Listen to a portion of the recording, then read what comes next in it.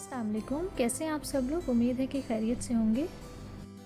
आज मैं आपको बचे हुए सालन में पुलाव बनाना सिखाऊंगी।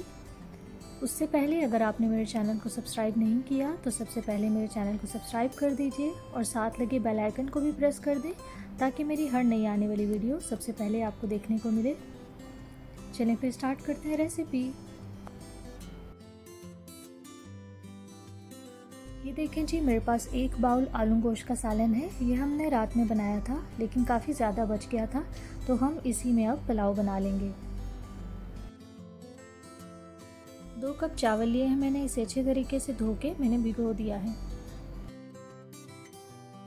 सबसे पहले मैंने अपने बर्तन में 3 चम्मच ऑयल डाला है। इसे गर्म होने देंगे। अब मैंने इसमें एक बड़ी प्याज शामिल की है। जैसे ही प्याज मेरी फ्राई हुई है मैंने उसमें डाला है 1 खाने का चम्मच लहसुन अदरक का पेस्ट। प्याज और लहसुन अदरक के पेस्ट को अच्छे तरीके से फ्राई करेंगे।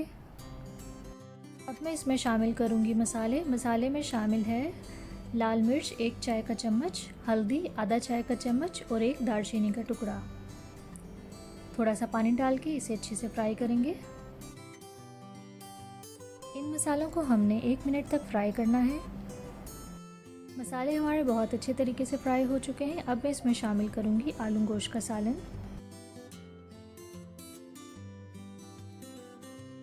सालन शामिल करने के बाद मैंने इसमें शामिल किया है 1 खाने का चम्मच बिरयानी मसाला।